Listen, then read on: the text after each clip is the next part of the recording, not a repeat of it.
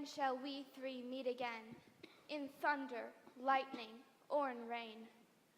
When the hurly-burly's done, when the battle's lost and won. That will be ere the set of sun. Where the place? Upon the heath. There to meet with Macbeth. I come, Grey Malkin. Paddock calls. Anon. Fair is foul and foul is fair. Hover through the fog and filthy air.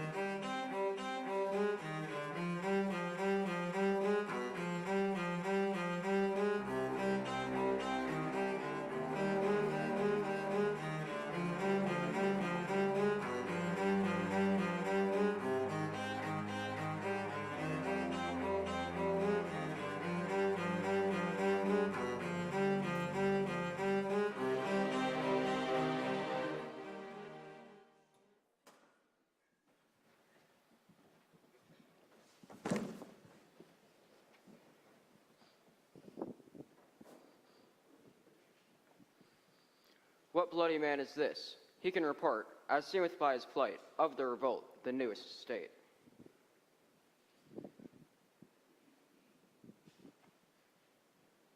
This is the worthy Thane of Ross.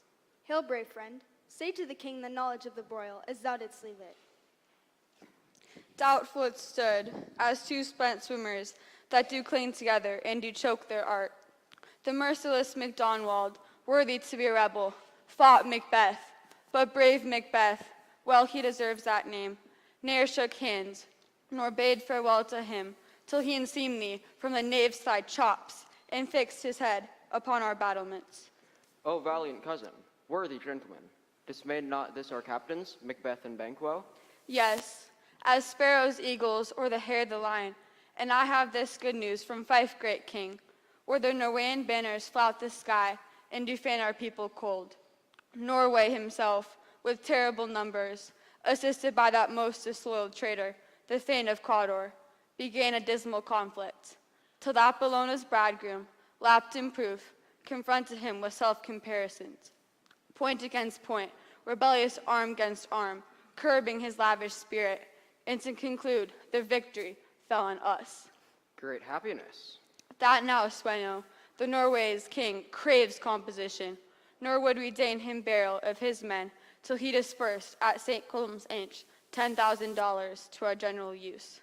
No more that Thane of Cawdor shall dismay our bosom interest. Go pronounce his present death, and with his former title, greet Macbeth. I'll see it done. What he hath lost, noble Macbeth hath won.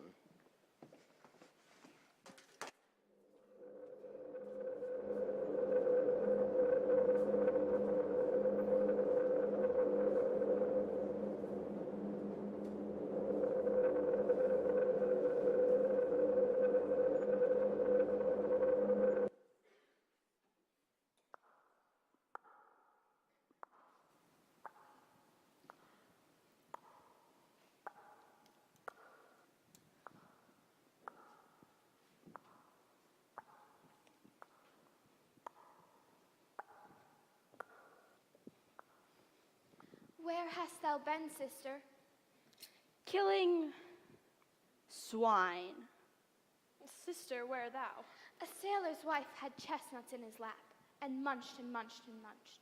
Give me, quoth I, avoint thee witch, the rump-fed Runyon cried. Her husband to Aleppo gone, master of the tiger, but in a sieve I'll thither sail, and like a rat without a tail, I'll do, and I'll do. I'll give thee a wind. Thou'rt kind. And I another. I myself have all the other, and the very ports they blow, all the quarters that they know, in the shipman's card. I'll drain him dry as hay. Sleep shall neither night nor day hang upon his penthouse lid. He shall live, a man forbid, weary 7 nights, 9 times 9, shall he dwindle, peak, and pine. Though his bite cannot be lost, still it shall be tempest-tossed. Look what I have. Show me, show me. Here I have a pilot's thumb, racked as homeward he did come. A drum, Macbeth doth come. The weird sisters, hand in hand, postures of the sea and land, thus do go about, thrice to thine and thrice to mine, and thrice again to make up nine. Peace, the charms one. So foul and fair a day I have not seen. How far is it called the forest? What are these? So withered and so wild in their attire, and not like the inhabitants of the earth. And yet you are on it. Live you, or are you aught? That man may question. You seem to understand me. Each one layeth a choppy finger upon her skinny lips.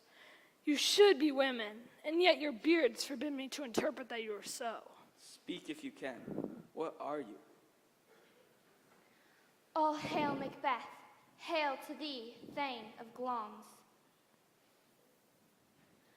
All hail Macbeth, hail to thee, Thane of Cawdor. All hail Macbeth, that shalt be king hereafter. Good sir, why do you start and seem to fear things that do sound so fair? In the name of truth, are you fantastical indeed, or which outwardly you show? My noble partner, you greet with present grace and great prediction of noble having and of royal hope, that he seems wrapped withal. To me you speak not. If you can look into the seas of time, and say which grain will grow and which will not, speak then to me, who neither beg nor fear your favors nor your hate. Hail, Hail, Hail, lesser than Macbeth and greater. not so happy, yet much happier. thou shalt get kings, though thou be none. So all hail Macbeth and Banquo. Banquo and Macbeth, all hail. Stay, you imperfect speakers. Tell me more. I know by signless death I am Thane of Glamis, but how of Cawdor? And to be king stands not within the prospect of belief. Speak, I charge you. The earth hath bubbles as the water has, and these are of them. Whither are they vanished? Into the air, and what seemed corporal hath melted, as breath into the wind. Would they had stayed. Were such things here as we do speak about, or have we eaten on the insane root that takes the reason prisoner? Your children shall be kings, You shall be king. and Thane of Cawdor too. Went it not so? To the selfsame tune of words, who's here? The king hath happily received Macbeth in the news of thy success, and when he reads thy personal adventure in the rebels' fight, his praises and his wonders do contend, which should be thine or his. Silenced with that, in viewing o'er the rest of the selfsame day, he finds thee in the stout Norrean ranks, nothing afeared or what thyself didst make, strange images of death. As thick as tale came post with post, and every one did bear thy praises in his kingdom's great defense, and poured them down before him. We are sent to give thee from our royal master thanks, only to herald thee into his sight, not pay thee.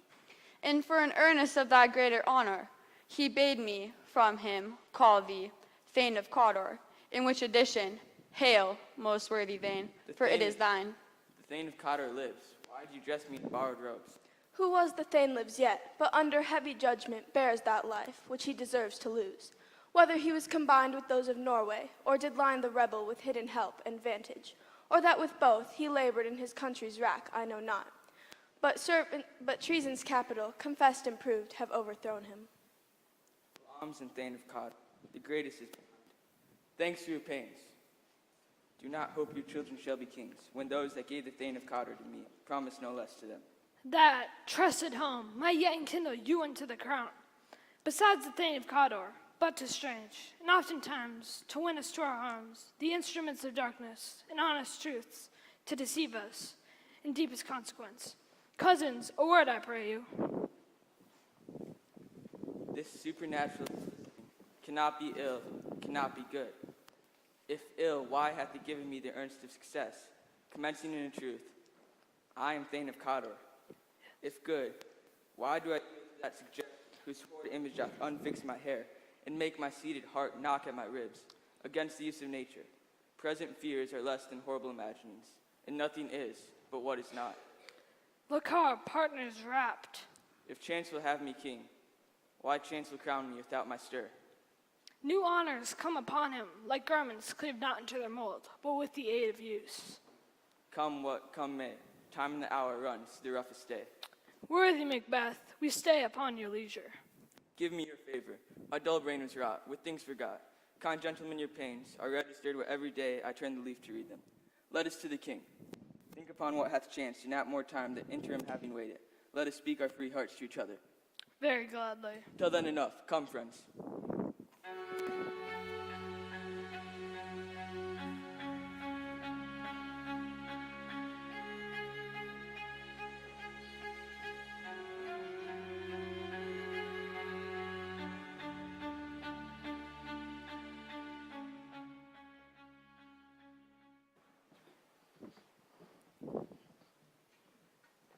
Is execution done on Cawdor? Are not those in commission yet returned?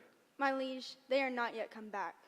But I spoke with one who saw him die, who did report that very frankly he confessed his treasons, implored your highness's pardon, and set forth a deep repentance. Nothing in his life became him like the leaving it. He died as one who had been studied in his death, to throw away the dearest thing he owed, as to a careless trifle. There's no art to find the mind's construction in the face. He was a gentleman on whom I built an absolute trust.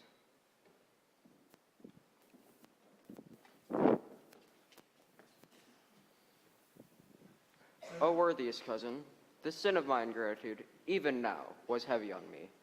Thou art so far before that swiftest wing of recompense is slow to overtake thee. Would thou hast less deserved, that the proportion both of thanks and payment might have been mine. Only I have left to say, more is thy due, than more than all can pay. The service and the loyalty I owe in doing it pays itself. Welcome hither. I have begun to plant thee, and will labor to make thee full of growing. Noble Banquo, thou hast no less deserved, nor must be known no less to have done so. Let me enfold thee, and hold thee to my heart. If I grow, the harvest is your own. My plenteous joys, wanted in fullness, seek to hide themselves in drops of sorrow. Sons, kinsmen, thanes, and you, whose places are the nearest, know we will establish our estate upon our eldest, Malcolm, whom we name hereafter the Prince of Cumberland.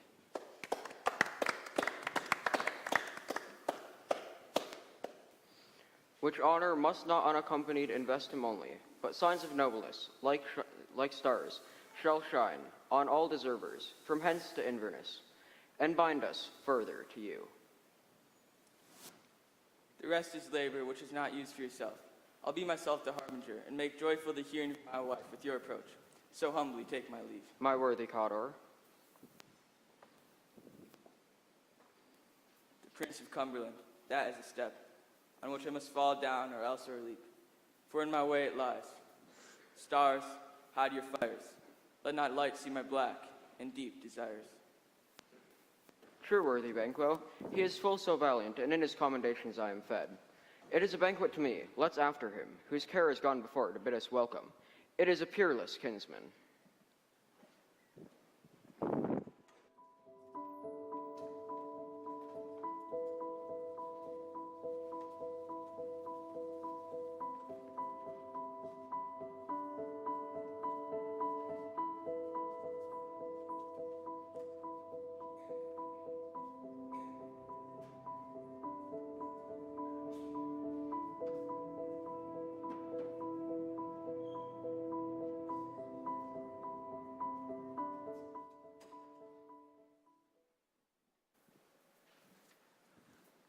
They met me in the day of success, and I have learned by the perfect report they have more in them than mortal knowledge. When I burned in desire to question them further, they made themselves air into which they vanished. Whilst I stood wrapped in the wonder of it, came missives from the king who all hailed me. Thane of Cawdor, by which title, before these weird sisters saluted me, and referred me to the coming on of time, with hail, king that thou shalt be. This have I thought great to deliver thee, my dearest partner of greatness, that thou mightest not lose the dues of rejoicing by being ignorant of what greatness is promised thee. Lay it to thy heart and farewell.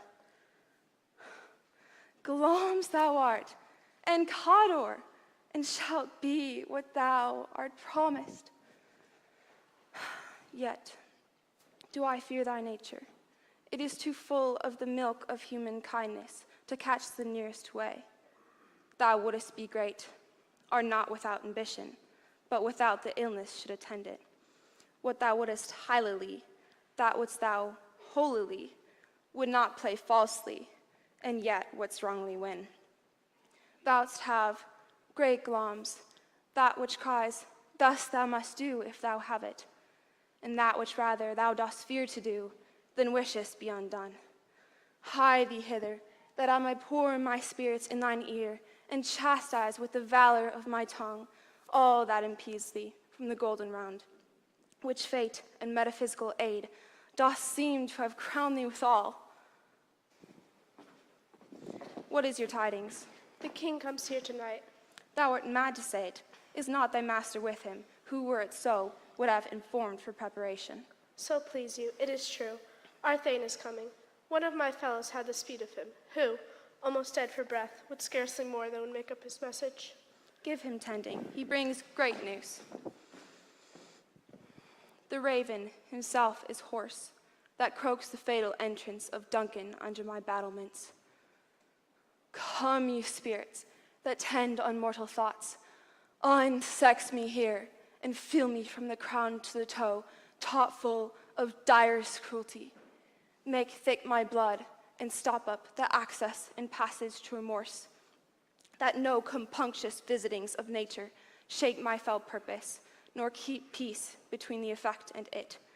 Come to my woman's breasts, and take my milk for gall, you murdering ministers, wherever in your sightless substance you wait on nature's mischief.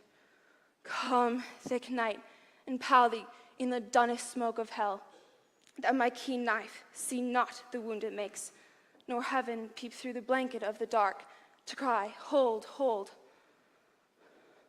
Great Gloms, worthy Cador, greater than both by the all hereafter, thy letters have transported me beyond this ignorant present. I feel now the future in the instant. My dearest love, Duncan comes here tonight. And when goes hence? Tomorrow, as he purposes.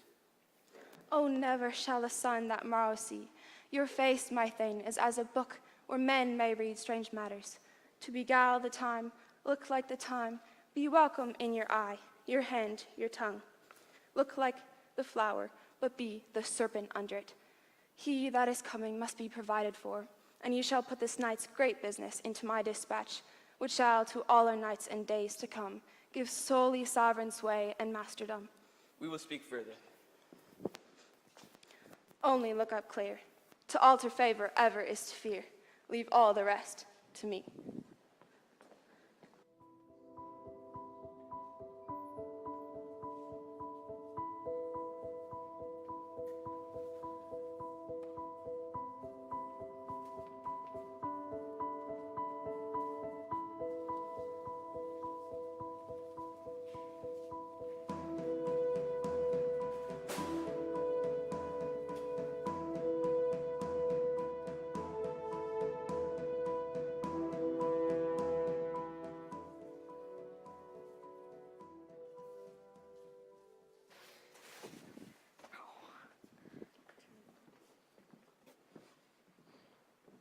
This castle hath a pleasant seat. The air nimbly and sweetly recommends itself upon our gentle senses. This guest of summer, the temple-haunting marlet, does approve. By his loved mansory, the heaven's breath smells wooingly here. No jutty, frieze, buttress, nor coign of vantage. But this bird hath made a procreant bed and pendant cradle, where he must breed and hunt. I have observed, the air is delicate. See, our honored hostess. The love that follows us sometimes is our trouble, which still we think is love. Herein I teach you how you shall bid God ild us for your pains, and thank us for your troubles. All our service, in every point twice done, and then done double. We're poor and single business to contend, against those honors late and deep broad with. Your majesty loads our house. For those of old, and the late dignities heaped up to them, we rest your hermits. Where's the Thane of Cawdor? We had coursed him at the heels, and had a purpose to be his purveyor. But he rides well, and his great love, sharp as his spur, hath helped him to his home before us. Fair and noble hostess, we are your guests tonight. Your servants ever have theirs themselves and what is theirs in compt, to make audit at your highness's pleasure, still to return your own. Give me your hand. Conduct me to mine host. We love him highly, and shall continue our graces towards him. By your leave, hostess.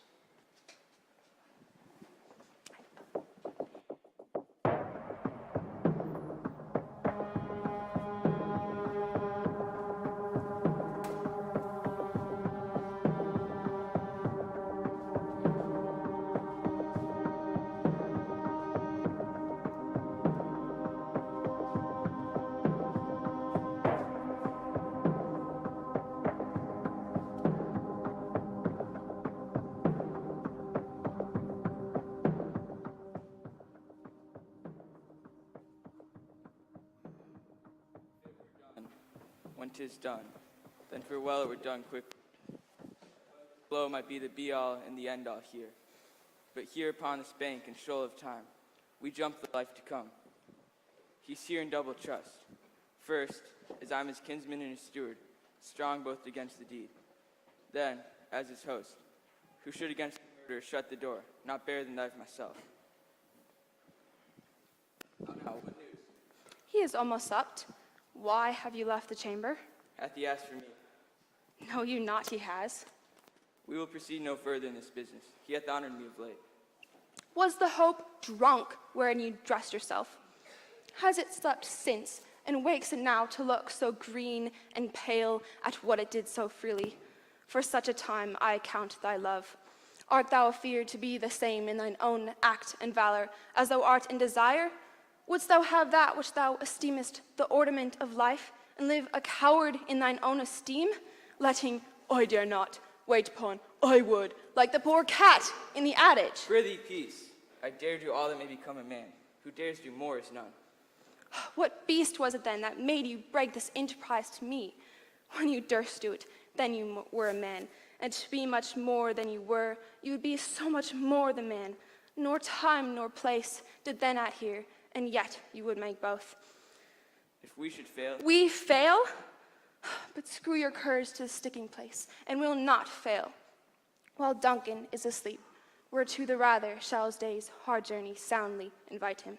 His two chamberlains will I with wine and wassail so soundly convince that memory, the warder of a brain, shall be a fume, and the receipt of reason a limbeck only. When in swinish sleep, their drenched natures lies as in a death. What cannot you and I perform on the unguarded Duncan? will it not be received when we have marked with blood those sleeping Jews of his own chamber, and used their very daggers, that they have done it? Who dares receive it other? We shall make our griefs and clamor roar upon his death. I am settled. Away, and mock the time with fair show. False face must hide what false heart doth know.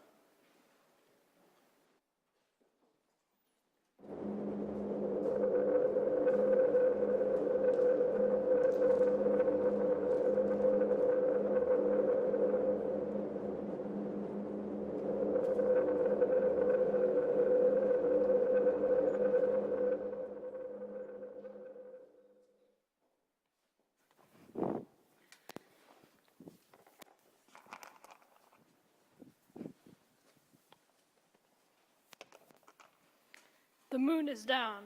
I have not heard the clock. A heavy summons lies like lead upon me, and yet I would not sleep.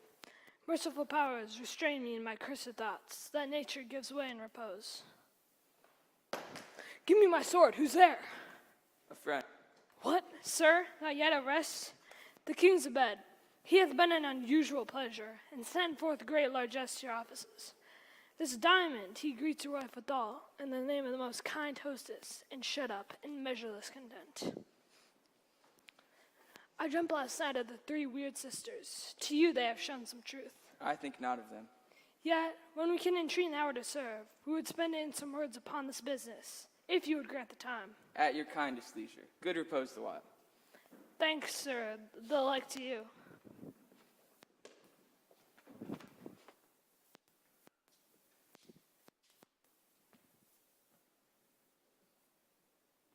Is this the dagger? which I see before me, the handle toward my hand. Come, let me clutch thee. I have thee not, and yet I see thee still. Art thou not fatal vision, sensible to feeling as to sight? Or art thou but a dague of the mind, a false creation, proceeding from the heat-oppressed brain? I have thee, yet no form is palpable, as that which now I draw. Thou marshalest me the way that I was going, and such an instrument I was to use. Mine eyes are made of fools of the other senses, or else, with all the rest, I see thee still, and on thy blade and dudgeon gouts of blood, which were not so before. It is a bloody business which informs thus to mine eyes. The very stones prate of my whereabouts, and take the present horror from the time, which now suits with it. Was I threat, he lives. Words to the heat of deeds, to cold breath it gives. I go, and it is. Hear it not, Duncan, for it is a knell that summons thee to heaven or to hell.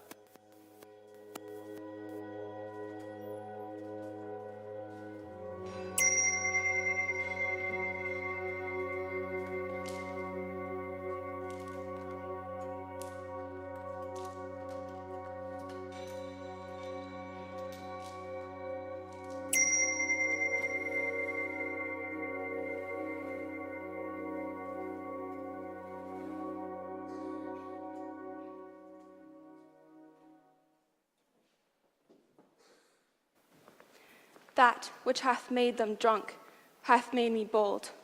What has quenched them hath given me fire. Hark, peace, it was the owl that shrieked, the fatal bellman, who gives the sturdest good night. He is about it. The doors are open, and the surfeited grooms do mock their charge with snores.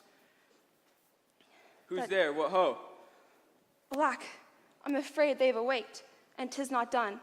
The attempt and the deed confounds us. Had I laid daggers ready, he could not miss them. Had I resembled my father as he slept, I had done it. My husband. I've done the deed.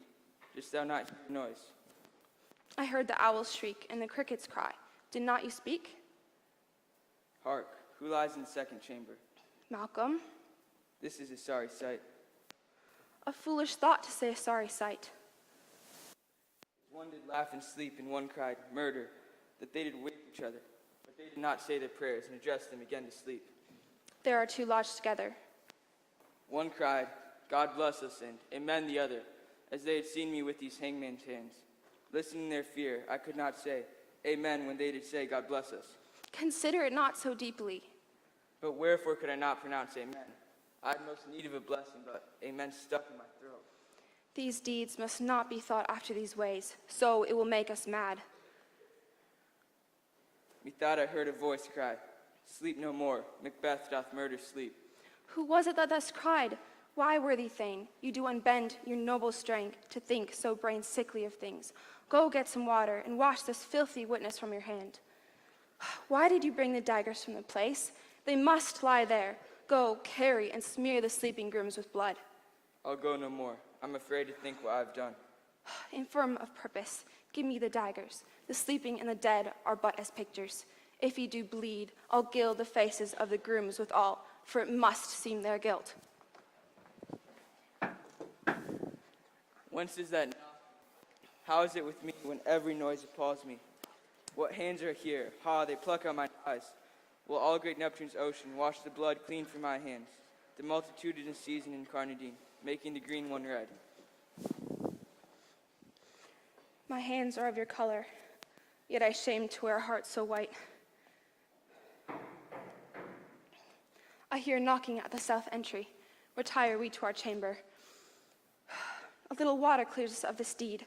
How easy is it then? Your constancy has left you unattended. Hark, more knocking. Get on your nightgown, lest occasion calls and shows us to be watchers. Be not lost so poorly in your thoughts. To know the deed, 'twere best not know myself. Wake, Duncan, with thy knocking. I would thou couldst.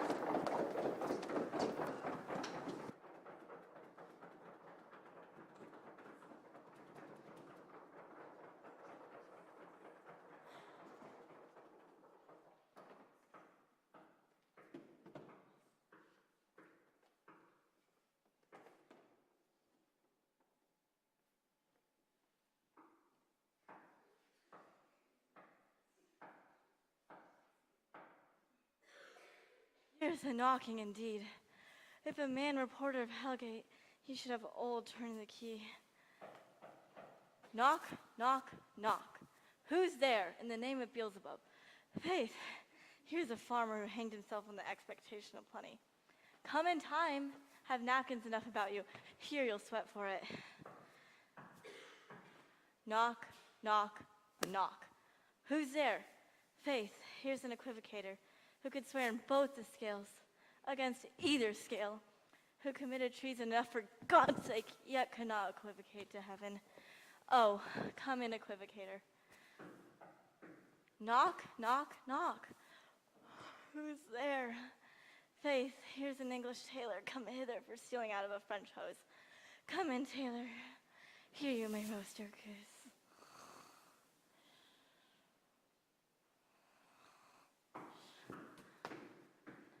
Knock, knock, knock. Never at quiet. What are you? But this place is too cold for hell. I'll devil porter it no longer. I thought to have London of all professions that go the primrose way to the everlasting bonfire. Anon, anon. I pray you, remember the porter.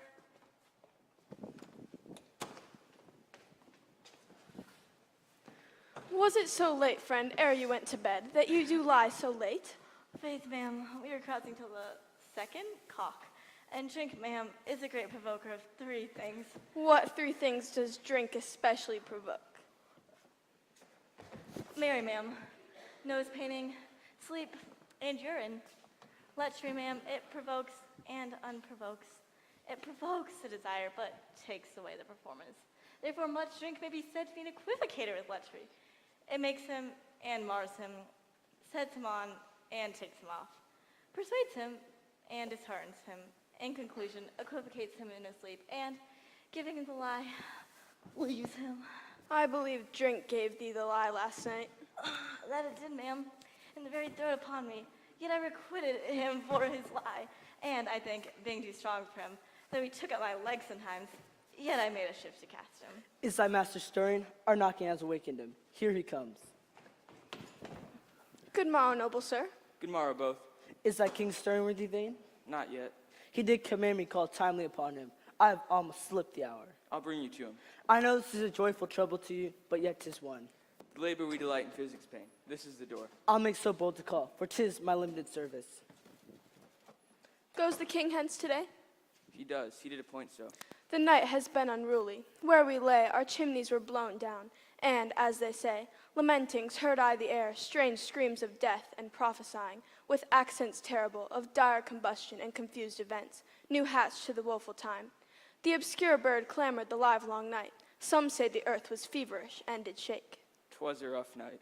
My young remembrance cannot parallel a fellow to it. Oh, horror, horror, horror! Tongue nor heart cannot conceive nor name thee. What's the matter? Confusion hath made us masterpiece. Most sacrilegious murder hath broke oath. The Lord's anointed temple has stolen that's the life of the building.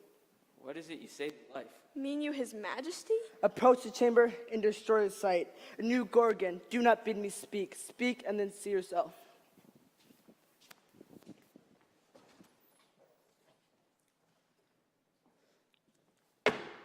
Awake, awake, murder, treason. Malcolm, Banquo, shake off death's counterfeit and look upon death itself. Up, up and see the countenance's horror. Rise up from your graves like sprites to see. Ring the bell.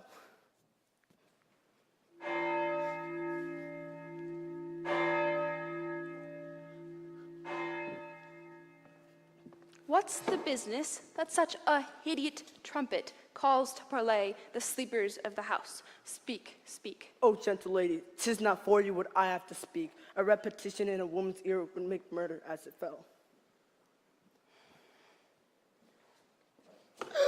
Oh, Banquo, thy ruined father's murdered. Whoa, alas, what? In our house? Too cruel anywhere, you know. I pray thee, contradict thyself. Say it is not so.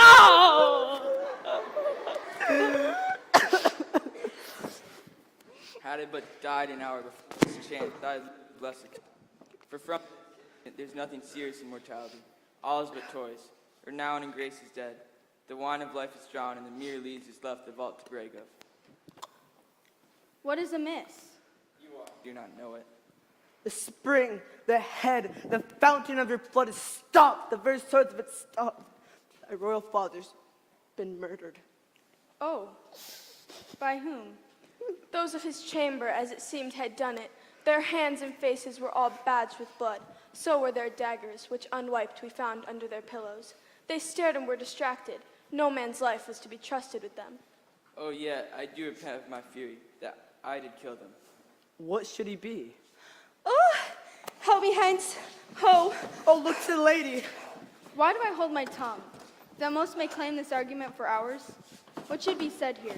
Were my fate, hidden in auger hole, may Russians seize me? I must away. My tears are not yet brewed.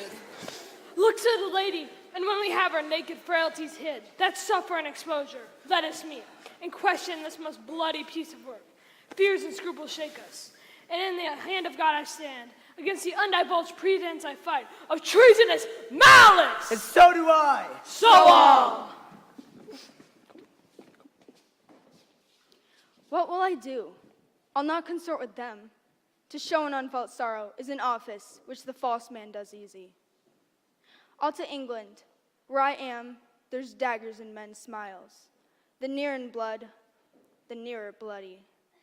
Then to horse, and let us not be dainty with our leave-taking, but shift away. There's warrant in that theft, which steals itself when there's no mercy left.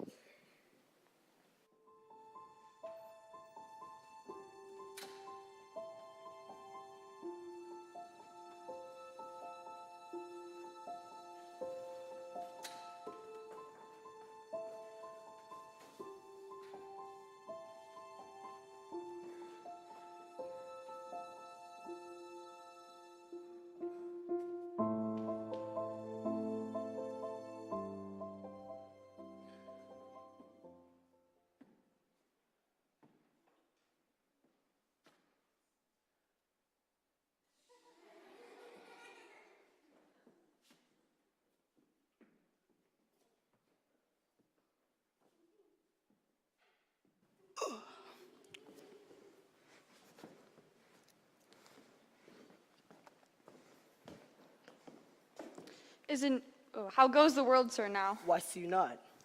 Is it known who's done this more than bloody deed? Those that Macbeth has slain. Alas the day, what good could they pretend? They were suborned. Malcolm and Donalbain, the king's son, has stolen away and fled, and put upon them the suspicion of the deed. Gainst nature still, thriftless ambition that will raven up thy own life's means.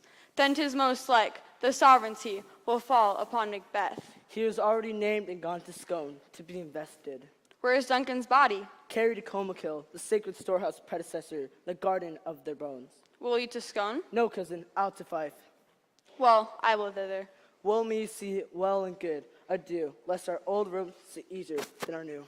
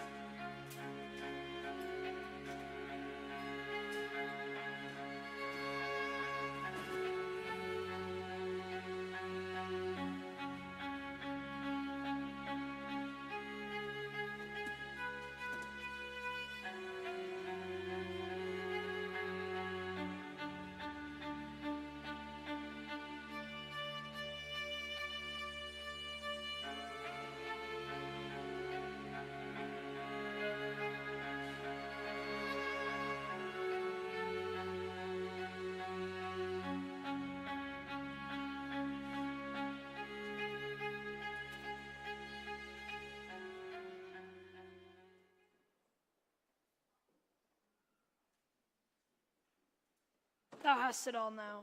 King, Cawdor, Glamis, all as the weird women promised. And yet I fear thou hast played most foully for it. But it is said in posterity that I should be the root and father of many kings, if there come any truth from them. By thee, Macbeth, their speeches shine. May thee be as verities in my oracles as well, that set me up in hope. But hush, no more. Here's our chief guest. If he had been forgotten, it had been as a gap in our great feast, and all things unbecoming. Tonight we'll hold a solemn supper, sir, and I'll request your presence. Let your highness command upon me my duties, a most indissoluble tie, forever knit. Ride you this afternoon. Aye, my lord. We would have else desired your good advice in this day's council, but we'll take tomorrow. Is it far you ride? As far, my lord, as will take up the time. Twixt now and my supper, go not to my horse, for I must become a borrow of the dark night or twain. Fail not our feast. I will not. We hear our bloody cousins are bestowed in England and Ireland, not confessing to their cruel parricide, filling their hearers with strange inventions. But of that tomorrow. Hie ye to horse, adieu, till you return at night. Ghost Fleance with you. Aye, my good lord, our time does call upon us. I wish your horse is swift and sure of foot, and so I do commend you to the backs. Farewell.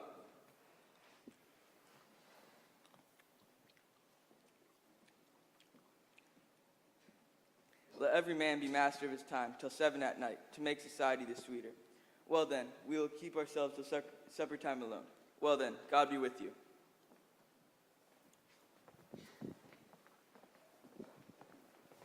Sirrah, a word with you. Attend those men of pleasure. They are, my lord, without the palace gate. Go fetch them hither.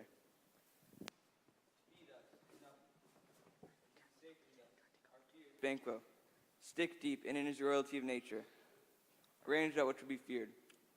There is none but his being who I do fear, and under him my genius is rebuked. As it is said, Mark Antony's was by Caesar. Who's there? Now go to the door and stay there till we call. Was it not yesterday we spoke? It was, so please your highness. Well then, have you not considered my speeches? Knowing it was he in times past who held you to half his soul in a notion crazed, say, thus did Banquo. You made it known to us. I did so and went further, which is now our point of second meeting. Do you find that you can let this go, whose heavy hand hath bowed you to the grave and beggared yours forever? We are men, my liege. Now we have a station in the fire, not in the worst rank of manhood. Say, and I will put that business in your bosoms, whose execution takes your enemy out. Grapples you, the heart and love of us, who wear our health, but sickly in his life, which in his death were perfect. I am one, my liege, whom the vile blows and buffets of the world have so incensed that I am reckless what I do to spite the world. And I another, weary with disaster, tugged with fortune, that I would set my life on any chance to mend it or be rid on it. Both of you know Banquo is your enemy. True, my lord. So he is mine, and in such bloody distance, that every minute of his being thrust against the nearest of my life. And though I could with barefaced power sweep him from my sight, and bid my will avouch it, yet I must not. We shall, my lord. Though our lives... Your spirit shine through you. Within this hour at most, we will advise you where to plant yourselves. It must be done tonight, and with him, to leave no rubs nor botches in the work. Fleance his son. Resolve yourselves apart. I'll come to you anon. We are resolved, my lord. It is concluded. Banquo, thy soul's flight, if it find heaven, must find it out tonight.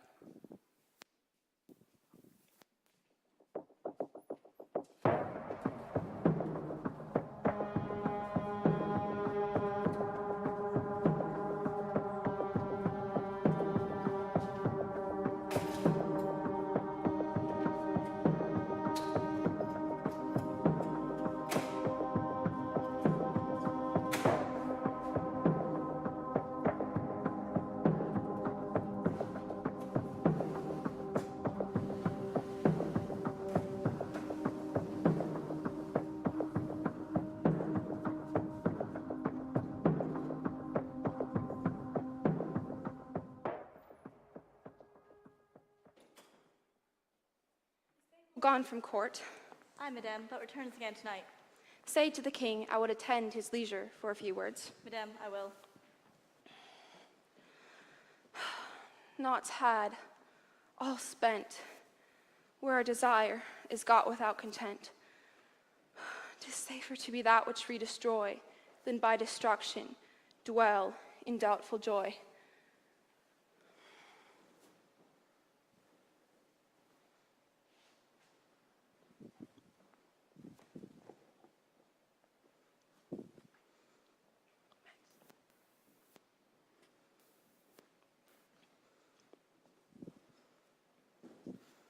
How now, my lord?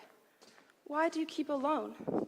Of sorriest fancies, your companions making, using those thoughts which should indeed have died with them they think on. Things without a remedy should be without regard. What's done is done. We have scorched the snake, not killed it. She'll close and be herself, lest our poor malice remains in danger of her former truth.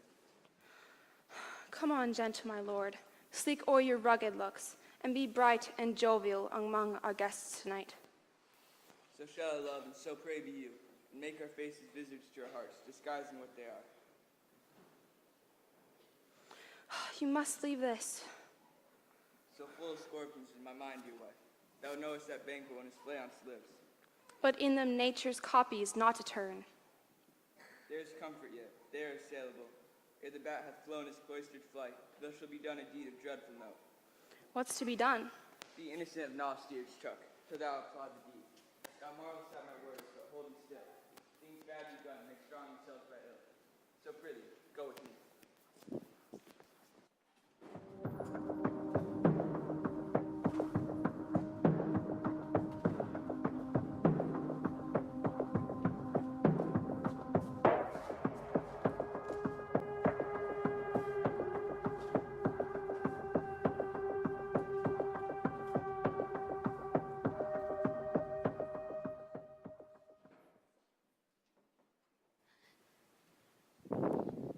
But who did bid thee join with us?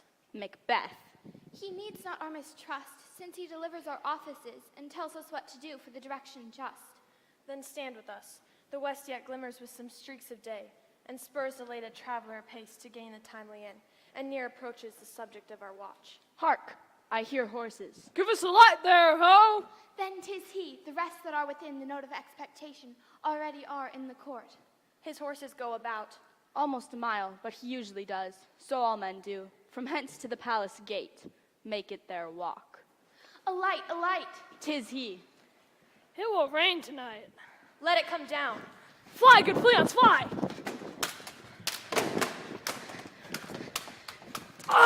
No! Who did strike out the light? Was it not the way? There's but one down. The sun is fled. We have lost best half of our affair. Well, let's away and say how much is done.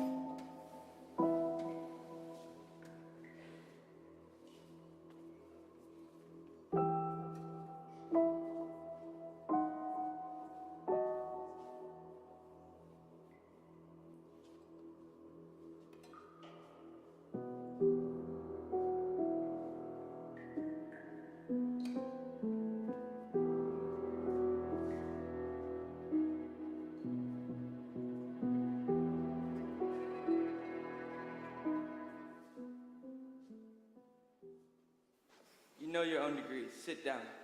Thanks to your majesty. Ourselves will mingle with society and play the humble host. Pronounce it for me, sir, to all our friends, for my heart speaks they are welcome. Be large in mirth. Anon we'll drink a measure, the table round.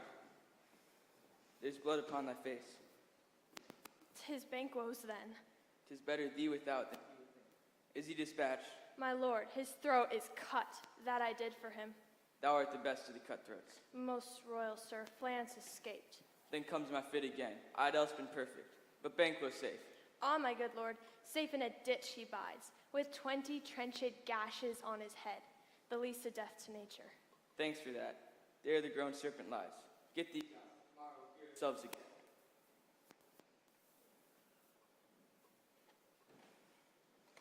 My royal lord, you do not give the cheer. Sweet remembrance your way on appetite, and health on both. May it please your highness, sit. Here had we now our country's honor roofed, were the graced person of our banquet present. His absence, sir, lays blame upon his promise. Please it your grace to come and with our royal company. Here is a place reserved, sir. Where? Here, my good lord. What is that moves your highness? Which of you have done this? What, my good lord? Thou canst not say I did it. Never shake thy gory locks at me. Gentlemen, his highness is not well. Worthy friends, my lord is often thus, and hath been from his youth. Pray you, keep calm. Are you a man? Yeah, and a bold one that dare look on that which might appall the devil. Oh, proper stuff. This is the very painting of your fear. This is the air-drawn jet dagger that you said led you to Duncan. Oh, these flaws and starts, impostors to true fear, would well become a woman's story at a winter's fire, authorized by her grandam. Shame itself. Why do you make such faces? When all's done, you look but on a stool. Prithee, see there, behold, look, lo, how say you? Why, what care I if thou canst nod, speak too? If charnel house and our graves must send those that we buried back, our monument shall be the maws of kites. What quite unmanned in folly. If I stand here, I saw him. Fie for shame, my worthy lord. Your noble friends do lack you. I do forget. Do not muse at me, my most worthy friends. I have a strange infirmity which is nothing to those that know me.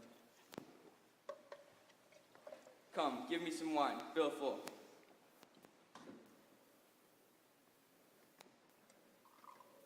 I drink to the general joy of the whole table, and to our dear friend Banquo, whom we miss. To Banquo. Would he were here. To our duties and the pledge. Avaunt and quit my sight. Get thee gone. Thy bones are marrowless, thy blood is cold. Think of this, good peers, but as a thing of custom. 'Tis no other. It only spoils the pleasure of the time. What man dare? I dare. Approach thee like the rugged Russian bear, the armed rhinoceros or the hickory tiger.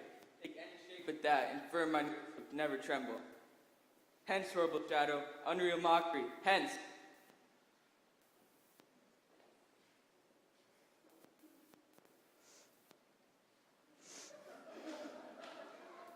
By so being gone, I'm a man again.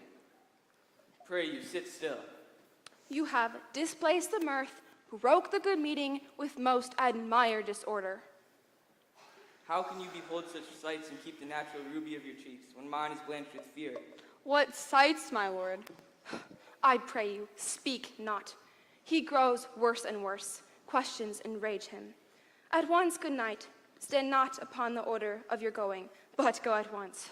Good night and better health attend his majesty. A kind good night to all. It will have blood, they say. Blood will have blood. What is the night? Almost at odds with morning, which is which. You lack the season of all natures. Sleep. Come, will to sleep. We are yet but young indeed.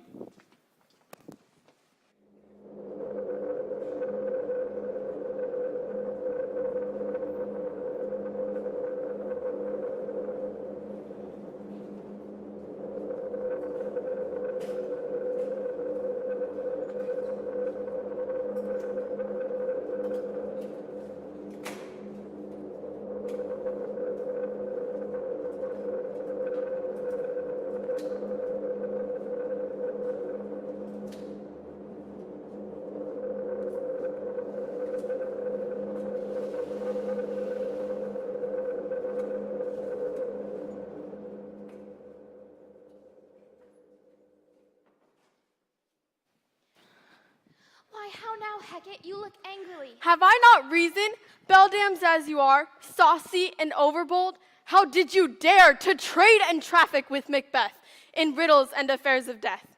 And I, the mistress of your charms, the close contriver of all harms, was never called to bear my part or show the glory of our art.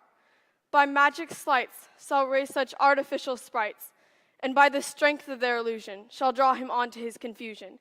He shall spurn fate, scorn death, and bear his hopes, above wisdom, grace, and fear. And you all know, security is mortal's chiefest enemy. Hark, I am called.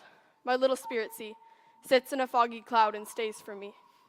Come, let's make haste. She'll soon be back again.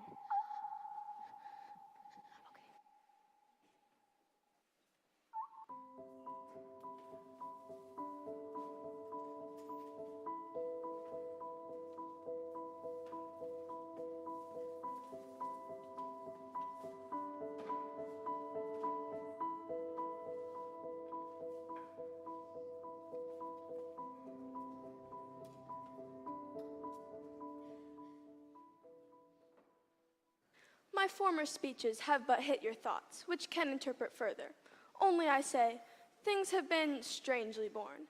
The gracious Duncan was pitied of Macbeth, marry, he was dead, and the right valiant Banquo walked too late, whom you may say, if it please you, Fleance killed, for Fleance fled, men may not walk too late. Who cannot want the thought, how monstrous it was for Malcolm to kill his gracious father?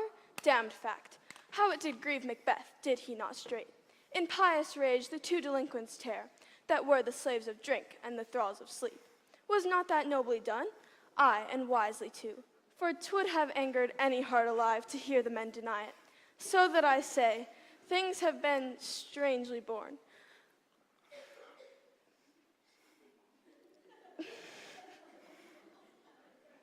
Line.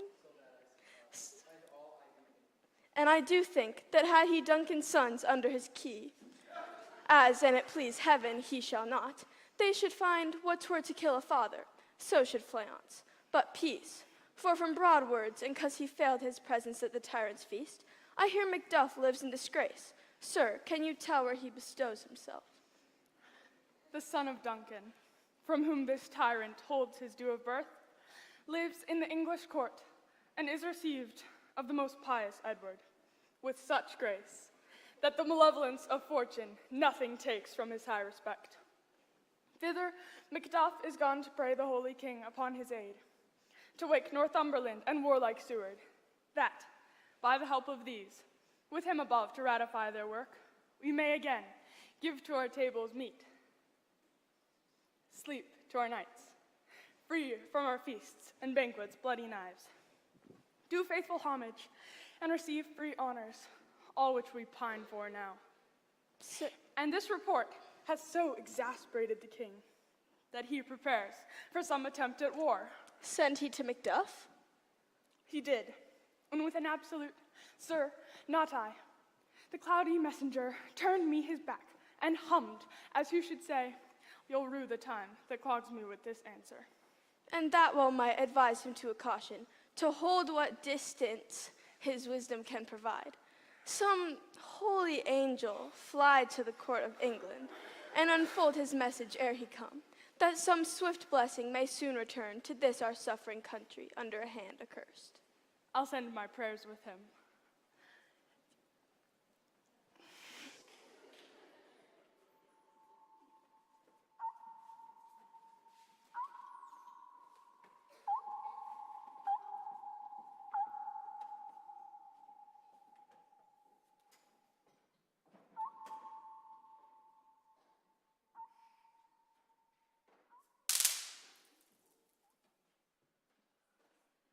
Thrice the brinded cat hath mewed. Thrice and once the hedge pig whined. Harper cries, "'Tis time, 'tis time." Round about the cauldron go, in the poisoned entrails throw. Toad that under cold stone, days and nights hast 31.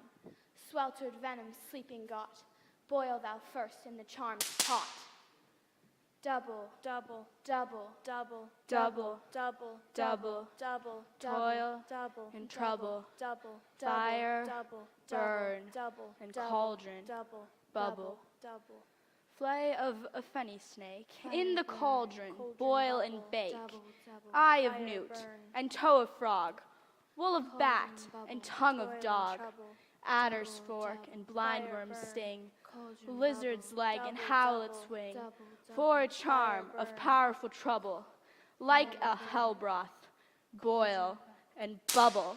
Double, Double, double, double, Double, double, double, double, toil double, and trouble, double, fire, double, burn, and cauldron, double, bubble. double. Scale of dragon, tooth of wolf, witch's mummy, maw and gulf. double, Of the toil and raven, trouble, salt sea fire shark, burn, root of cauldron, hemlock bubble, digged in the double, dark, double, slivered in the burn, moon's eclipse, cauldron, bubble, nose of Turk and toil tartan and slips, trouble, fire finger burn, of burst strangled cauldron, babe, bubble, ditch delivered by a double, drab. double, Make the toil gruel and thick and trouble. slab. Add thereto a tiger's chaudron for the Double, ingredients double. of our cauldron. double, Double, double, double, double, double, double, double, toil double, and trouble, double, fire, double, burn, double, and cauldron, double, bubble. double. Cool it with a baboon's blood, then the charm is firm and good. By the pricking of my thumbs, something wicked this way comes. Open locks, whoever knocks.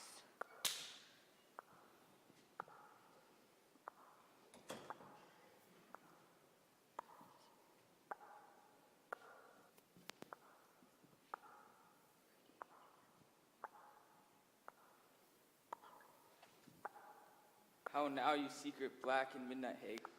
What is it you do? A deed without a name. I conjure you by that which you profess. Answer me what I ask you. Speak.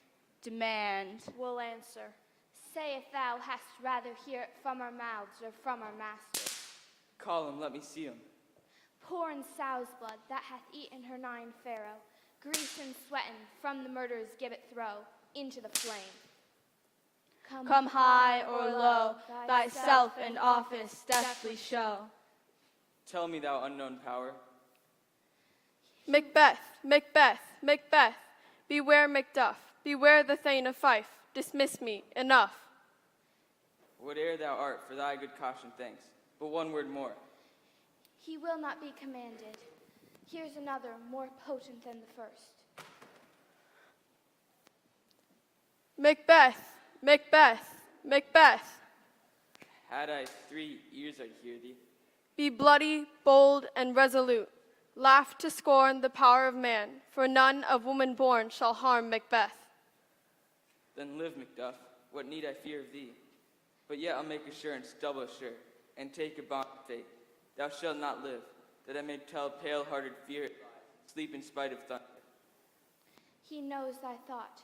Hear his speech, but say thou not.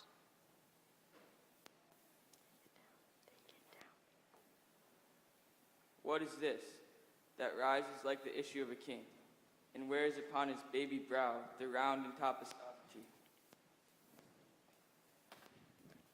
Listen, but speak not to it. Be lion-mettled, proud, and take no care, who chafes, who frets, or where conspirers are. Macbeth shall never vanquished be, until great Birnam Wood to high Dunsinane Hill shall come against him. That will never be. Yet my heart throbs to know one more thing. Shall banquet you ever reign in this kingdom? Seek to know no more.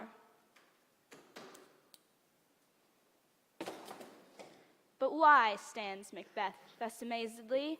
Come, sisters, cheer we up his spirits, and show the best of our delights. I'll charm the air to give a sound, while you perform your antic round, that this great king may kindly say, our duties did his welcome pay.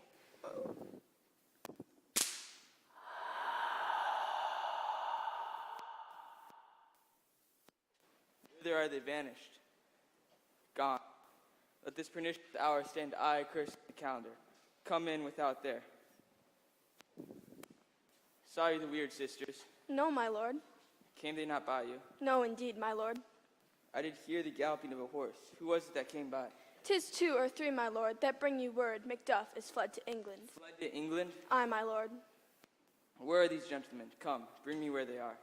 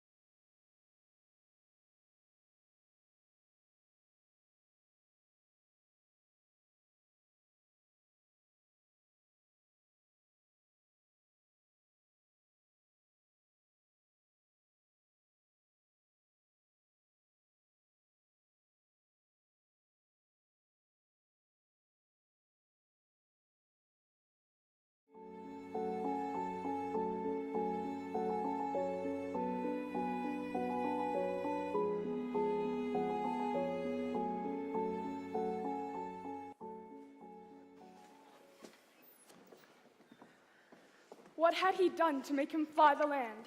You must have patience, madame. He had none. His flight was madness. Where our actions do not, our fears do make us traitors. You know not whether it was his wisdom or his folly. Wisdom? To leave his wife? To leave his babes? His mansions and his titles in a place from whence himself does fly? He loves us not. He wants the natural touch. For the poor wren, the most diminutive of birds, will fight her young ones in her nest against the owl. All is the fear, and nothing is the love.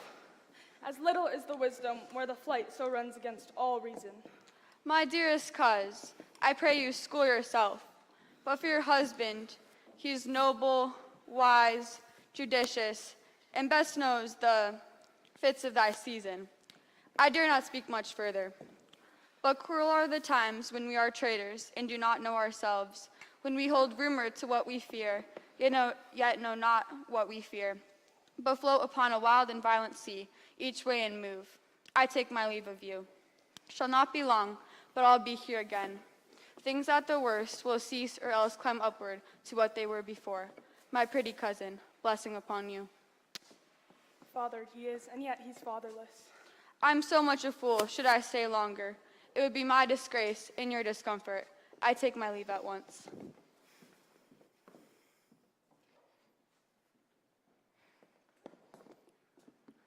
Sirrah, your father's dead. And what will you do now? How will you live? As the birds do, Mother. What, with worms and flies? I get with what I mean, and so do they. Poor bird, thou did never fear the net nor the lime, the pitfall nor the gin. Why should I, Mother? Poor birds, they are not set for. My father is not dead, for all you're saying. Yes, he is dead. But what will you do for a father? Nay, how wilt you do for a husband? Why, I can buy me 20 at any market. You'll buy him to sell him again. Thou speakest with all thy wit, and yet, in faith, with wit enough for thee. Was my father a traitor, Mommy? Aye, that he was. What is a traitor? Why, one that swears and lies. And be all traitors that do so? Every one that does so is a traitor and must be hanged. Must they all be hanged that swear and lie? Every one. Who must hang them? Why, the honest men. Then the liars and swears are fools, for there are liars and swears enough to beat the honest men and hang them up. Now God help thee, poor monkey, but how wilt thou do for a father? If he were dead, you'd weep for him. If you would not, it should be a good sign that I should quickly have a new father. Poor prattler, how thou talkest. Bless you, fair dame. I'm not to you known, though in your state of honor I'm perfect. Wait,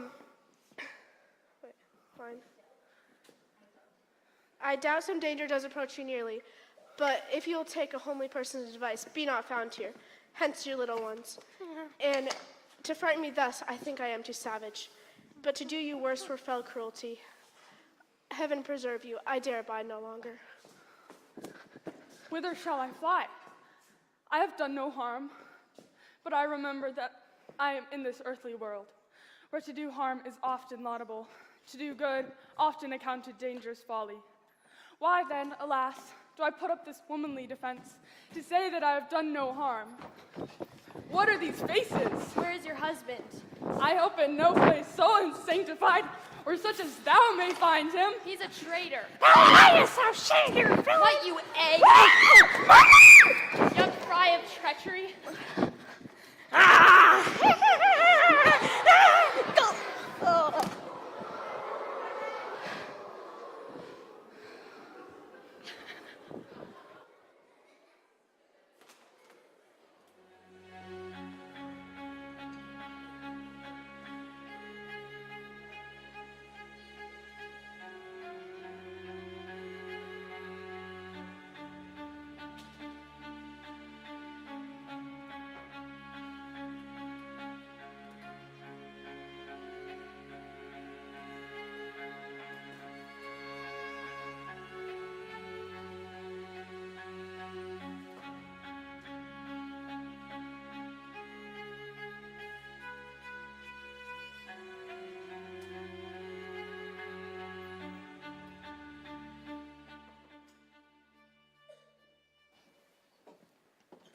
Let us seek out some desolate shade, and there weep our sad bosoms empty. Let us rather hold fast the mortal sword, and like good men bestride our downfall birth them. Each new morn, new widows howls, new orphans cries, new sorrows, and strike heaven on the face, as it resounds like Scotland, and yelled out like syllable of dolor. What I believe, I'll wail. What no, believe. And what I can redress, as I shall find the time to, friend, I will. What you have spoken, it may be so perchance. This tyrant, whose sole name blisters our tongues, was once thought honest. You have loved him well. He hath not touched you yet. I am young, but something you may deserve of him through me, and wisdom to offer up a poor, weak, innocent lamb to appease an angry God. I am not treacherous. But Macbeth is. A good and virtuous nature may recoil in an imperial charge, but I shall crave your pardon. That which you are, my thoughts cannot transpose. Angels are bright still, though the brightest fell, that all things foul would wear the brows of grace, yet grace must still look so. I have lost my hopes. Perchance even there where I did find my doubts. Why in that rawness left you wife and child, those precious motives, those strong knots of love, without leave-taking? I pray you, let not my jealousies be your dishonors, but mine own safeties. You may be rightly just, whatever I shall think. Bleed, bleed, poor country, great tyranny that thou basest sure. For goodness dare not check thee. Wear thou thy wrongs. Fare thee well, Lord. I will not be the villain thou thinkest. The whole space in the tyrant's grasp, and the rich east to boot. Be not offended. I speak not in absolute fear of you. I think our country sinks beneath the yoke. It wails, it bleeds, and each new day a gash is added to her wounds. I think withal there would be hands uplifted in my rights, and here from gracious England have I offer of goodly thousands. But for all this, when I shall tread upon this tyrant's head, or wear it on my sword, yet my poor country shall have more vices than it had before, more suffer, in more sundry ways than ever, by him that shall succeed. What should he be? It is myself I mean, in whom I know all the particulars of vice so grafted that, when they shall be opened, black Macbeth will seem as pure as snow, and the poor shall esteem him as a lamb, being compared with my confineless harms. Not in the least of horrid hell can come a devil more damned and evil to top Macbeth. I grant him bloody, luxurious, avaricious, false, deceitful, malicious, sudden, smacking of every sin that has a name. Better Macbeth than such a one to reign. Boundless intemperance, in nature is a tyranny. The timely emptying of the happy throne, and fall of many kings. But fear not, take upon you what is yours. Convey your pleasures in a spacious plenty. And yet so cold a time that you may so hoodwink, as will to greatness dedicate themselves, finding it so inclined. With this there grows in my most ill-composed affection, such an avarice that, were I king, I should cut off the nobles from their lands, desire his jewels and this other's house, and my more having would be as a sauce to make me hunger more, that I would forge quarrels up against the good and loyal, destroying them for wealth. This avarice sticks deeper, grows with more pernicious root than summer's seeming lust. But yet do not fear, for Scotland has poisons fill your mere own, as all these are portable with other graces weighed. But I have none. The king becoming graces as justice, verity, temperance, stableness, bounty, devotion, lowliness, courage, fortitude. I have no relish of these, but abound in the division of each several crime, acting it many ways. Nay, had I power, I should pour the sweet milk of concord into hell, uproar the universal peace, confound all unity on earth. Oh, Scotland, Scotland. If such a one be fit to govern, speak. I am as I have spoken. Fit to govern? No, not to live. O nation miserable, with an untitled tyrant bloody scepter. When shall I see thy wholesome day again? The title is afeard. Fare thee well, Lord. These evils that repeat upon thyself, O my breast, thy hope and tear. Macduff, this noble passion, child of integrity, hath from my soul wiped the black scruples, reconciled my thoughts to thy good truth and honor. Devilish Macbeth by many of these hath sought to win me in his power, but modest wisdom plucks me from overcredulous haste. But God above deal between thee and me. for even now I put myself to thy direction, and unspeak mine own detraction. Here abjure the taints and blames I laid upon myself, for strangers to my nature. My first false speaking was that of myself. What I am truly is thine, and my poor country's to command. Whither indeed, before thy here approach, old Seaward and 10,000 warlike men, already at a point, was setting forth. Now, well together, and the chance of goodness be like our warranted quarrels. Why are you silent? Such welcome and unwelcome things are 'tis hard to reconcile. Well, more anon. Comes the king forth, I pray you? Aye, sir, there are a crew of wretched souls that stay his cure. Their malady convinces the great essay of art, but at his touch such sanctity hath heaven given his hand. They presently amend. I thank you, doctor. What's the disease she means? 'Tis called the evil, a most miraculous work in this good king, which often since my here remain in England I have seen him do, that speak him full of grace. See who comes. My countryman, but yet I know him not. Ah, my ever-gentle cousin, welcome hither. I know him now. Good God betimes remove the means that make us strangers. Sir, amen. Scotland, Scotland, where it stands. Alas, poor country, almost afraid to know itself. It cannot be called our mother, but our grave, where nothing but who knows nothing is once seemed to smile, where sighs and groans and shrieks that rent the air are made, not marked, and where violent sorrow seems a mar in ecstasy. The dead man's knell is there scarce asked for who, and good men's lives expire before the flowers in their caps, dying or ere they sicken. Oh, relation too nice, and yet too true. What's the newest grief? That of an hour's age doth hiss the speaker, each minute teems a new one. How does my wife? Why, well, And my children too? well, too. The tyrant has not battered at their peace. No, they were all at peace when I did leave them. Be not stingy with your speak. Swiftly, let me have it. When I came hither to transport the tidings which I have heavily bore, there ran a rumor of most worthy fellows that were out. For now is the time of help. Your eye in Scotland would create soldiers, make our women fight to doff their dire distress. Be it their comfort we are coming hither. Gracious England hath lent us good Seaward and 10,000 men. An older and a better soldier, none that Christendom gives out. Would I could answer this comfort with the like, but I have words that would be howled out in the desert air, where hearing should not latch them. What concern they, the general cause, or a fee grief due to some single breast? No mind that's honest, but in it shares some woe, though the main part pertains to you alone. If it be mine, quickly let me have of it. Let not your ears despise my tongue forever, which shall possess them with the heaviest sound ever yet they heard. I guess at it. Your castle is surprised, your wife and babes savagely slaughtered, and to relate to the manner whereon the quarry of these murdered deer, to add to the death of you. Merciful heaven! What man? Ne'er pull your hat upon your brows. Give sorrow words. The grief that does not speak whispers the o'erfraught heart and bids it break.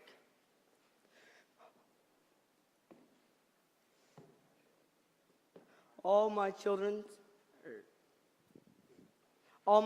too. Wife, children, servants, all that could be found. My wife killed too. I have said. He hath no children. All my pretty ones. Did you say all? Oh, Hellcat, all? All their chicken and their pretty one damn fell swoop. Dispute it like a man. I shall do so. I must feel it as a man. Be this the whetstone of your sword. Let grief convert to anger. Blunt not the heart, enrage it. I could play the woman part with mine eyes and brag with my tongue. If he escape, heaven, forgive him too! This tune goes manly. Come, we go to the king. Our power is ready. Our lack is nothing but our leave, and the powers above put on their instruments. Receive what cheer you may. The night is long that ne'er finds the day.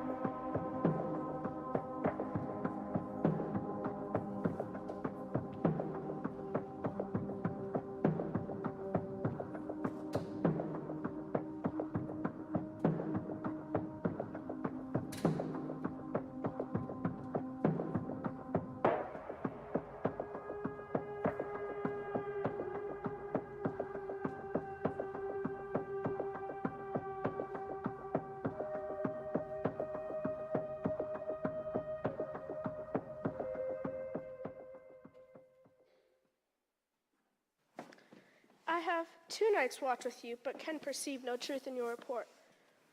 When was it she last walked? Since His Majesty went into the field, I have seen her rise from her bed, unlock her closet, take forth paper, fold it, write upon it, read it, afterwards seal it, and again return to bed, yet all this while in a most fast sleep. A great perturbation in nature to receive at once the benefit of sleep and do the effects of watching.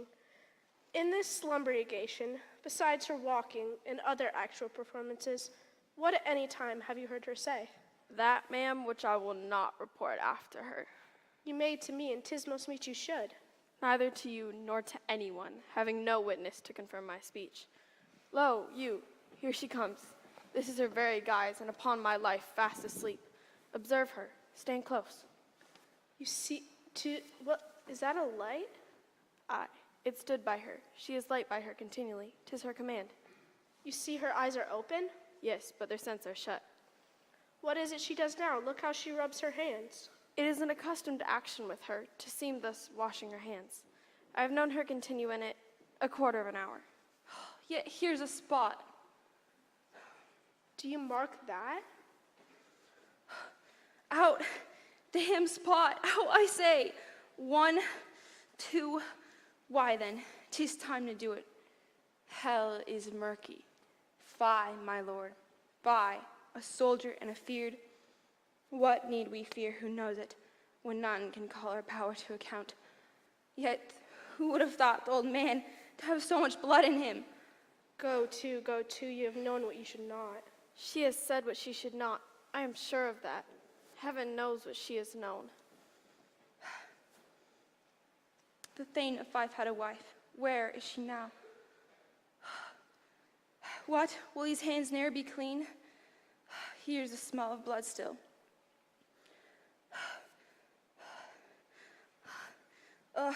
All the perfumes of Arabia will not sweeten this little hand. Oh, oh, oh. What a sigh is there. The heart is sorely charged.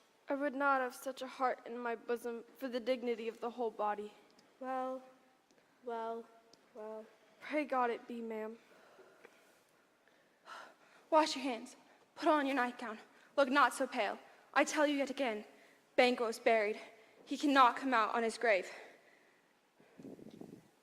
This disease is beyond my practice, yet I have known those who have walked in their sleep and died wholly in their beds. To bed, to bed. There's knocking at the gate. Come, come, come, come. Give me your hand. What's done cannot be undone. To bed, to bed, to bed. Will she go now to bed? Directly. Foul whisperings are abroad. Unnatural deeds do breed unnatural troubles. Inaffected minds to their deaf pillows will discharge their secret. More needs she the divine than the physician.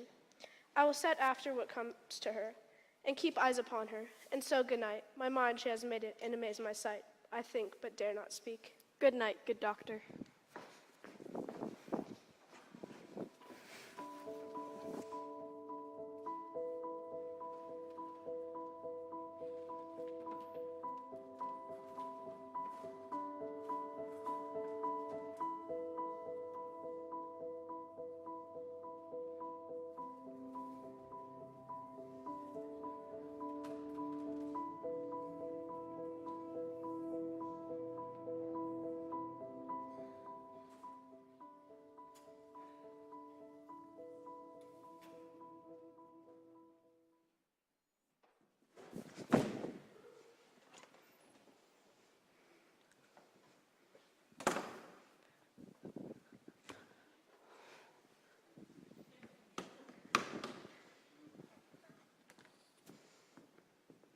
The English power is near, led on by Malcolm, his uncle Seward, and the good Macduff. Revenges burn in them. For their dear causes would to the bleeding and the grim alarm excite the mortified man. Near Burnham Wood shall we well meet them. That way they are coming. Do you know if Malcolm be there? For certain. I have a file of all the gentry. There is Seward's son, and many unrough youths, that even now do protest their first of manhood. What does the tyrant?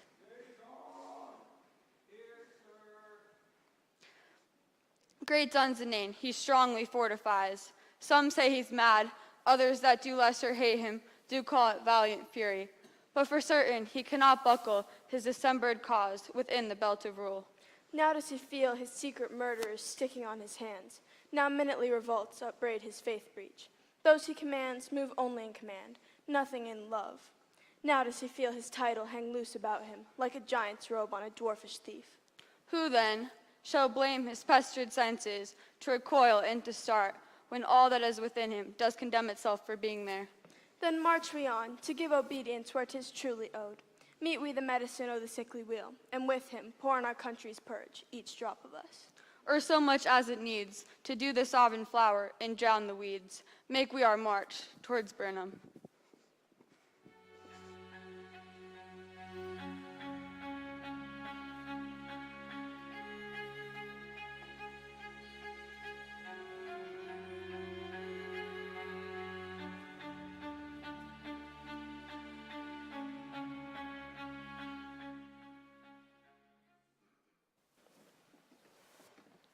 Bring me no more reports. Let them fly all till Burnham's wood remove to Dunsinane. I cannot taint with fear. The devil damn thee black, thou queen-faced loon. Wherefore God said that goose look. There is 10,000 Geese, villain. soldiers, sir. What soldiers? The English force, so please you. Take thy face hence. Satan! I'm sick at heart when I behold. Satan, I say. What's your gracious pleasure? What news more? All is confirmed, my lord, which was reported. I'll fight till from my bones my flesh be hacked. Give me mine armor. 'Tis not needed yet. I'll put it on. Send out more horses. Scur the country road. Hang those that talk of fear. Give me mine armor. How does your patient, doctor? Not so sick, my lord, as she is troubled with thick-coming fancies that keep her from her rest. Cure her of that. Canst thou not minister to a mind diseased? Therein the patient must minister to himself. Give me mine armor. Satan, send out. Doctor, the thanes fly from me. Come, sir, dispatch. If thou couldst, doctor, cast the water of my land, find her disease, and purge it to a sound and pristine health. Pull it off, I say. What, rhubarb Santa, or what purgative jug which scour these English hence? Hearest thou of them? Aye, my good lord, your royal preparation makes us hear something. Were I from Dunsinane away and clear, profit again should hardly draw me here. Bring it after me. I will not be afraid of death and bane, till Burnham's wood remove to Dunsinane.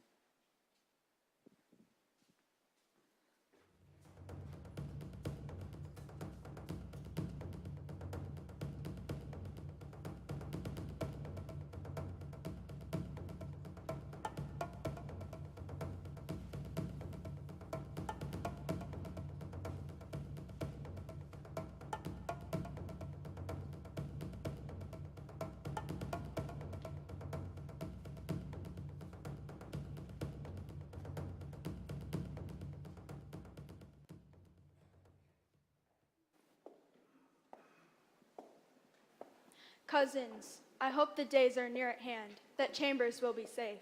We doubt nothing. Well, what is this before us? The wood of Burnham. Let every soldier hew him down a bow, and bear it before him. Thereby shall we shadow the number of our hosts, and make discovery ere in report of us. It shall be done.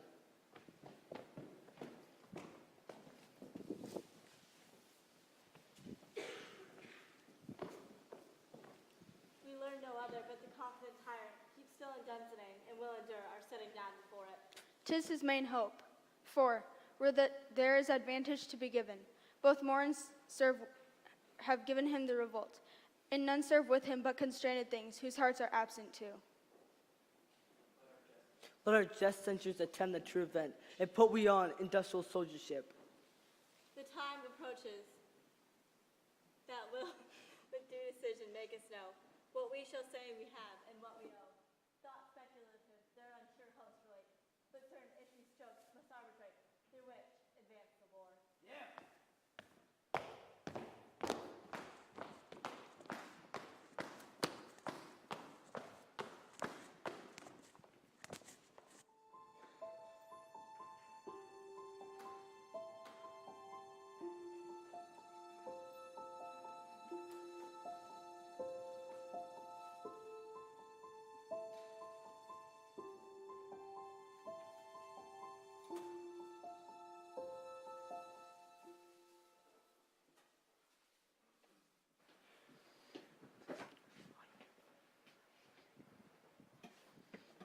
Hang out our banners on the outward walls. What is that noise? 'Tis the cry of woman, my good lord. I've almost forgot the taste of fears. The time has been my senses would have cooled to hear night shriek. I've supped full with horrors. Wherefore was that cry? The queen, my lord, is dead.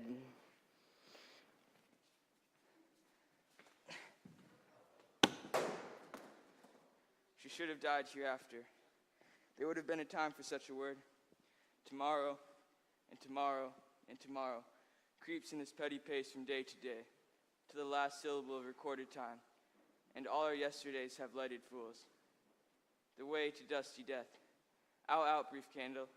Life's but a walking shadow, a poor player that struts and frets his hour upon the stage, and that is heard no more. It is a tale told by an idiot, full of sound and fury, signifying nothing. Thou comest to use thy tongue, thy story quickly. Gracious, my lord, I should report what I say I saw, but know not how to do it. Well, say. As I stood my watch upon the hill, I looked to Burnham, and methought the wood began to move. Liar and slave. Let me endure your wrath if it be not so. Within this 3 mile you may see it coming. I say, a moving grove. I pull in resolution and begin to doubt the equivocation of the fiend, that lies like truth. Fear not till Burnham Wood do come to Dunsinane. And now it would do come to Dunsinane.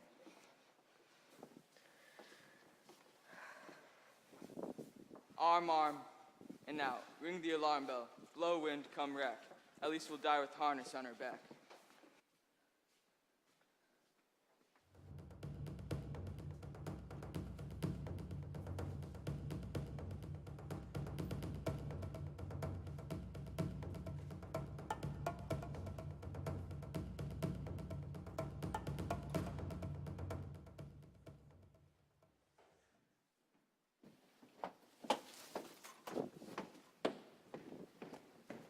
Now near enough. Your leafy screens throw down and show like those you are.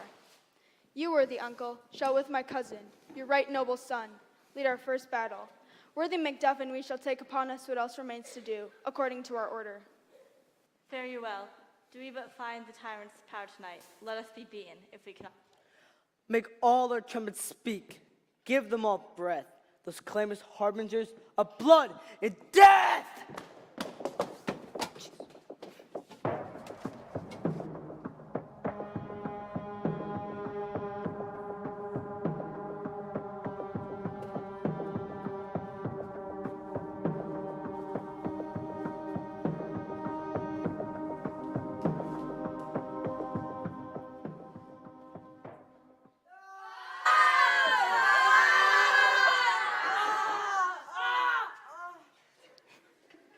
They have tied me to a stake. I cannot fly, but bear-like I must fight the course. What seed I was not born of woman? Such a one I'm to fear, or none. What is thy name? Thou wilt be afraid to hear it. No, though thou callest thyself a hotter name than any is in hell. My name's Macbeth. The devil himself could not pronounce a title more hateful to mine ear. No, no more fearful. Thou liest, abhorred tyrant! With my sword I'll prove the lie thou speakest. Thou wast born of woman, but swords I smile at, and weapons laugh to scorn. Brandished by a boy that's of a woman born. That way the noise. Tyrant, show thy face. If he escape from my sword's length, my wife and my children's ghost will haunt me still.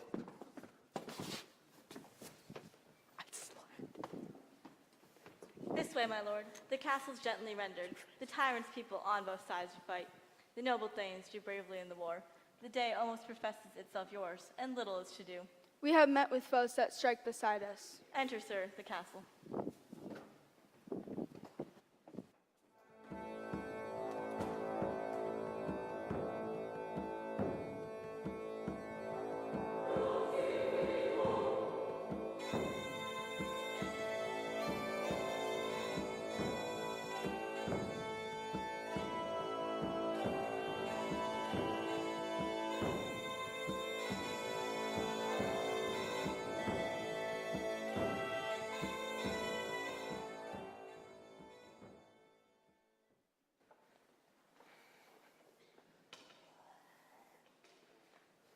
Why should I play the Roman fool and die on my own sword? Turn, hellhound, turn! Of all men else I have avoided thee, but give thee back. My soul is too much charged with blood of thine already. I have no words. My voice is my sword. Thy bloodier villain than terms can give thee out.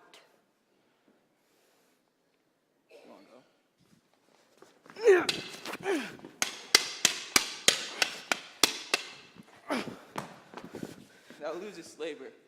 I bear a charmed life, which does not yield to one of women born.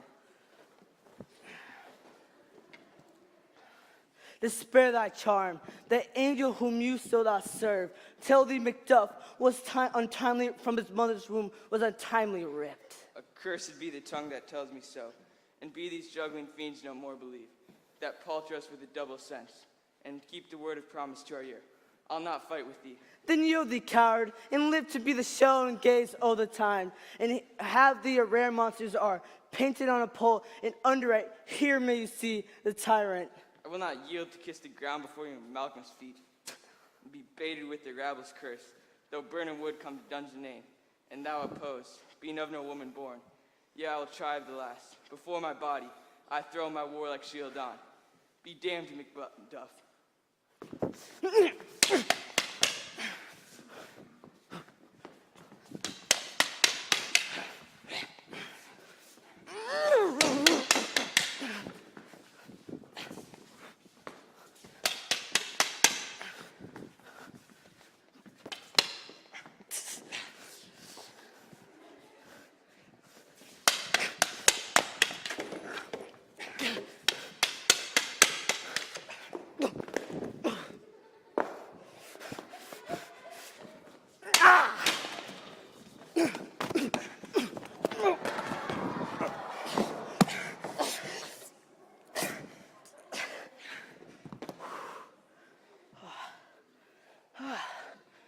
Didn't break a sweat.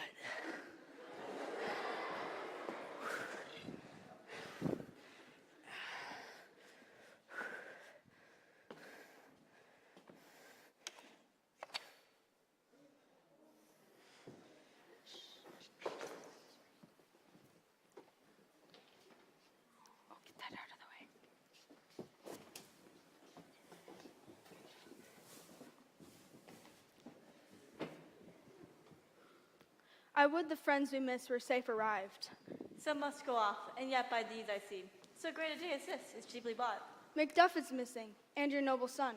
Your son, my lord, has paid a soldier's debt. He only lived till but he was a man, the which no sooner had his powers confirmed in the shrinking station where he fought, but like a man he died. Then he is dead? Aye, and brought off the field.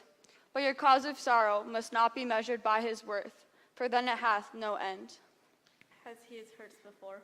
Aye, on the front. Why, thank God soldier he be. Had I as many sons as I had hairs, I would not wish them to a fairer death. And so, his now is an old. He is worth more sorrow, and that I'll spend for him. He's worth no more. They say he parted well and paid his score.